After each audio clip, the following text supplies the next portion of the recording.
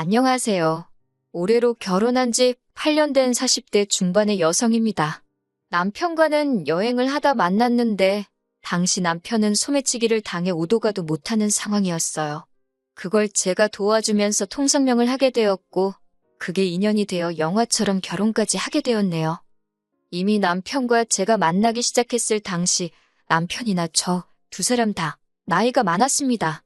뿐만 아니라 구구절절 밝힐 수는 없지만 여러 가지 제약들이 있어서 남편과 오랜 고민 끝에 아이는 갖지 않기로 했지요. 이는 결혼 전 양가 부모님께도 알렸던 부분이라서 제가 이 일로 시댁과 부딪히게 될 거라고는 상상도 못했네요.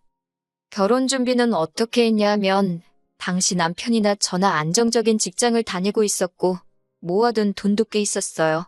그도 그럴 것이 남편이나 저 두 사람 성격이 크게 돈 쓰는데 취미가 있는 것도 아니었고 어수선하고 북적이는 걸 좋아하지도 않아서 술자리도 즐기지 않았거든요.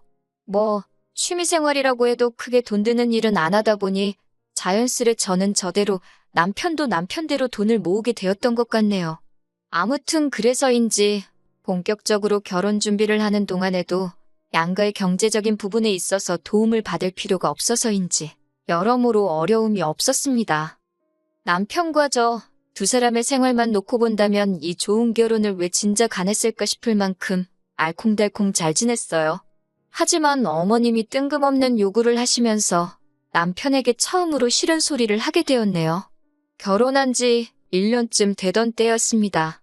하루는 어머님이 저와 데이트를 하고 싶으시다며 연락도 없이 저희 회사 앞으로 오셨더라고요. 살짝 당황했지만 그래도 기왕 오셨으니 맛집도 가고 근처 구경도 하다가 커피를 마시러 갔지요. 카페에 도착하고 나서야 어머님께서 갑자기 제 손을 잡으시더니 사실 하실 말씀이 있으시다며 저더러 이제 놀 만큼 놀았으니 슬슬 애를 가지라 하셨습니다. 당신 아들, 그러니까 제 남편이 몇 대 손이고 어쩌고 하시면서 말이에요. 순간 숨이 막히고 가슴이 답답해졌습니다. 제가 어머님께 처음 인사드리러 갔을 때 분명히 딩크로 살겠다고 말씀드리지 않았냐. 어머님께서도 저희 둘만 잘 살면 된다 하셔놓고 왜 갑자기 말을 바꾸시냐 했어요. 그러자 하신다는 말씀이 그래도 둘이 같이 살기 시작하면 마음을 바꿔먹을 줄 아셨답니다. 그러면서 당신 주변 분들은 이제 손주 크는 거 보는 재미로 산다는데 당신은 어디 가서 할 말도 없고 기가 팍 죽는다면서 요새 사는 재미가 없으시대요. 이러다 하루아침에 당신과 아버님이 콱 죽기라도 하면 저희더러 미안해서 어쩌려고 그러냐고요. 어머님의 궤변이 솔직히 너무 황당했어요. 저는 어머님께 아무리 그러셔도 못 낳는다고 선을 그었습니다. 벌써 제 나이가 얼만 줄 아시냐. 남편 나이는 또 어떻고 여러모로 걱정되는 바가 많아서 처음부터 안 낳기로 한 거다. 마음을 바꾸시라 했네요. 그러자 어머님께선 제가 이렇게 이기적인 줄 몰랐답니다. 당신 아들도 당신이 잘 아는데 실은 애를 가지고 싶을 거라나요? 그런데 저 때문에 안 갖는다 한 게 분명하다며 제가 못된 거고 이기적인 거고 나쁜 거라시대요. 결국 어머님과의 데이트는 엉망이 되었고 집에 돌아온 제가 먼저 퇴근한 남편을 붙들고 오늘 있었던 일을 이야기했습니다. 남편 역시 황당해하며 갑자기 어머님께서 왜 그런 말씀을 꺼낸지 모르겠답니다. 무조건 자기가 다 미안하다면서요. 그리고는 한 번만 더 또 그런 식으로 말씀을 하시면 그냥 남편인 자기한테 문제가 있다고 그러랍니다. 아들이 문제 있다는데 뭐 어쩌시겠냐고요. 그러면서 제가 원하면 당장이라도 어머님께 전화해서 따지겠다는데 그건 제가 말렸어요. 지금 바로 그래봤자 아들 조종하는 못된 며느리 소리나 들을 게 뻔했으니까요. 그리고 며칠 뒤 아버님의 생신을 축하하기 위한 자리에서 어머님은 또 다시 손주 이야기를 꺼내셨습니다. 저희가 생신 축하드린다며 용돈을 챙겨드렸는데 이런 거 다 필요 없다며 내년엔 손주 없으면 오지도 말라시대요. 그러자 남편이 크게 화를 내면서 자기 몸에 문제가 있어서 아이를 못 갖는 거라 했어요. 사실대로 말씀드릴 수가 없어서 어머님 아버님이 속상해 하실까봐 못 갖는 게 아니라 안 갖는다 한 거라고 둘러대면서 말이지요. 이땐 어머님뿐만 아니라 아버님까지도 크게 충격을 받으신 눈치라서 괜히 제가 다 죄송해지더라고요. 그래도 덕분에 소희 어머님의 손주 타령은 멈춰졌습니다. 그리고 얼마 지나지 않아 집안에 생각지도 못한 소식이 들려왔어요. 신우가 시집을 가겠다며 남자를 데리고 왔거든요. 문제는 이걸 문제라고 하는 게 맞나 싶긴 한데 신우는 저희 남편보다 12살이 어린 동생이에요. 다시 말하자면 시집 가겠다 하던 당시 신우 나이가 25인가 26인가 그랬거든요. 근데 이제 막 전역했다는 23살 먹은 남자를 데려왔으니 시부모님께선 절대 결혼 허락은 못 해준다며 크게 반대를 하셨습니다. 비단 남자가 연하라서 그런 건 아니었고 조건 자체가 마음에 안 든다고요. 며느리로서 이런 말을 해도 될지는 모르겠지만 솔직히 저희 시댁도 크게 내세울 게 있는 건 아니에요. 그나마 저희 남편 하나만 소위 개천에서 나온 용이라고 해야 하나? 그래도 뭐 딸 가진 부모 마음이 그렇잖아요. 좀 더 괜찮은 남자를 만나서 편하게 살았으면 하는 거요. 그런데 신우가 데려온 남자는 시부모님 눈에는 그럴 만한 깜냥이 안 돼 보였던 모양입니다. 하지만 아무리 반대하면 뭐 하겠어요. 둘이 좋아 죽으니 결국 별 수가 없더라고요. 신우가 단식 투쟁까지 시작하자 어머님 아버님께서 신우의 결혼을 허락하셨습니다. 그런데 어이없게도 신우의 결혼 이야기가 진행되고 얼마 되지 않았을 때 저희를 부르시더니 돈 좀 보태달라 하시대요. 원래부터 축의금을 500 정도는 생각하고 있었는데 어머님이 대놓고 돈을 보태라시니 처음엔 한 몇백, 진짜 많아야 1000만 원 정도 말씀하시나 했지요. 그런데 뒤이어 말씀하시길 애들 신혼집을 구해주면 안 되겠냐입니다. 까놓고 말해서 어디 돈 맡겨놓으셨냐는 소리가 튀어나올 지경이었어요. 하지만 결론부터 말하자면 남편이 자기 명의로 오피스텔 전세를 구해줬습니다. 대출이자 안 내도 되고 월세 안 내면서 사는 게 어디냐고 고마운 줄 알고 착실하게 돈 모아서 나가라고 하면서요. 전 솔직히 이런 남편의 생각에 찬성은 아니었어요. 남이 보기엔 돈도 남편이 번 돈이었고 어찌됐건 신우에게 꽁으로 돈을 준 건 아니니 뭐가 문제냐 싶을 수도 있지만 가족이고 친구고 경제적인 걸로 얽혀서 좋을 게 없잖아요. 하지만 남편이 그래도 자기가 장남이자 오빠니까 이해해달라대요. 그리고 신우는 얼마 지나지 않아 쌍둥이를 임신, 출산했습니다. 어머님 아버님께선 왔다 갔다 1시간이 넘는 거리를 오가시며 신우 애들을 봐주시기 시작하셨는데 제가 아는 한 이는 몇 년 동안 계속되었어요. 어머님께서 고생을 정말 많이 하셨지요.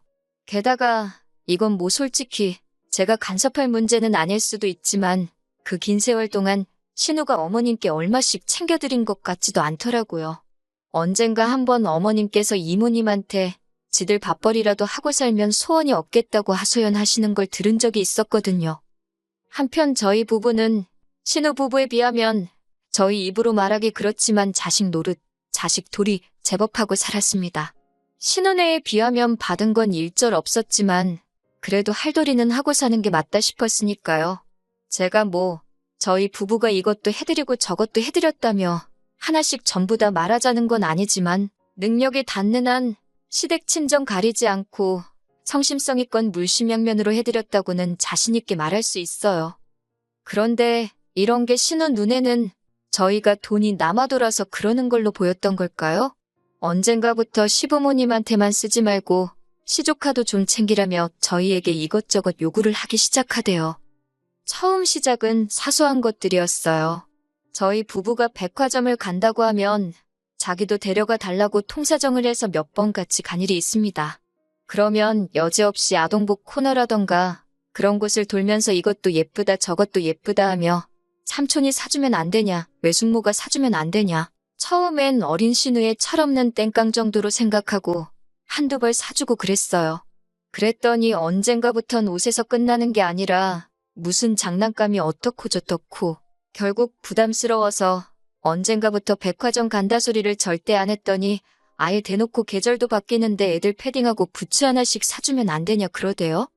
이뿐만이 아니었습니다. 어떻게 보면 제가 이렇게 사연을 쓰게 된 결정적인 이유이기도 하지요. 저희 남편이 내년 봄에 주재원으로 미국에 가게 되었거든요. 저는 당분간 쉰다는 생각으로 회사를 관두고 따라갈 예정이고요. 그런데 이 소식을 들은 신우가 자기 애들을 데리고 가달랍니다.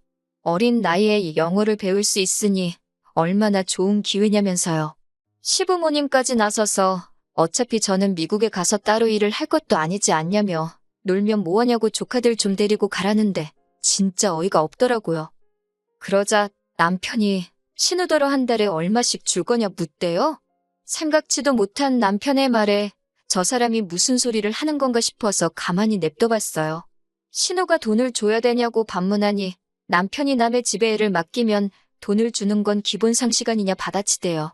애는 목공으로 크냐고, 애 먹고 자고 쓰는 거, 거기다 네 언니가 애 봐주는 비용까지 해서 한 달에 한 400씩 보낼 수 있냐고 그러는 거예요. 신우 사정 뻔히 아는 사람이 왜 저런 소리를 하나 싶어서 어이가 없기도 하고 동시에 마음에 쏙 들더라고요. 우리 남편 잘한다. 마음속으로 응원을 했다니까요. 그랬더니 어머님께서 남편더러 지정신이냐고 화를 내셨습니다. 어차피 너네는 애도 없으면서 돈 쓸 데가 어디 있다고 어린 여동생한테 돈을 달라 소리를 하냐고요. 그러면서 하시는 말씀이 그렇게 돈 모아서 죽을 때 머리에 지고 갈 거냐고. 그런데 신우가 하는 말이 더 가관이에요.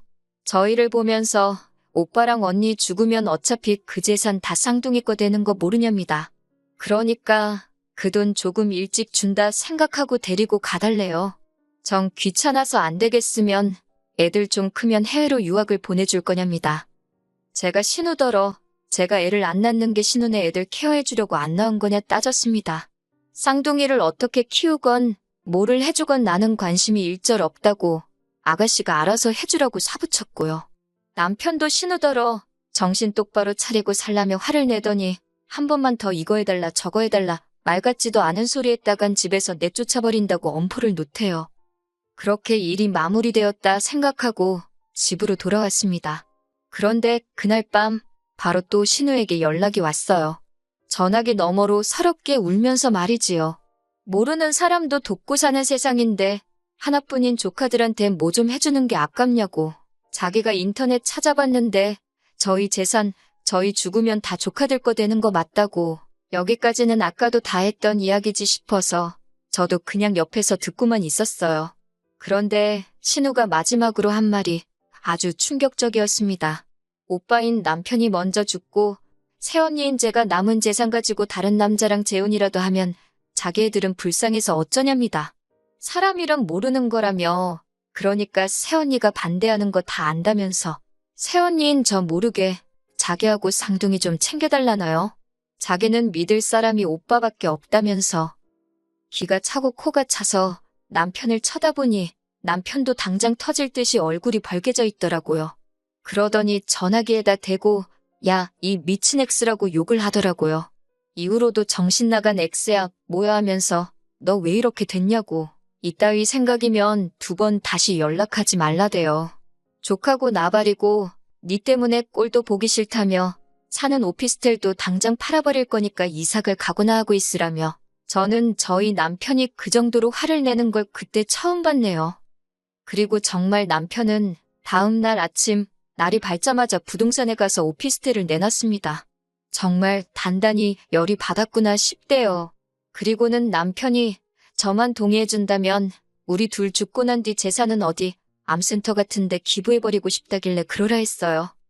이후로 신우는 여전히 앓는 소리 하면서 지 오빠는 무서운지 그리고 지가 뭐라 짓거렸는지 제가 모른다고 생각하는지 저한테 언니 하면서 연락을 해옵니다. 저는 들어주는 척은 하고 있지만 아무것도 해줄 생각은 없어요. 그리고 죄송하지만 어머님께도 마찬가지예요. 정말 명절이나 생신 그런 날을 제외하고는 이제 매달 드리던 돈도 드리지 말자대요. 남편이. 그간 남편이 늘 단호하고 믿음직스러운 모습만 보여줬기에 이번에도 남편만 믿고 따라갈 생각입니다.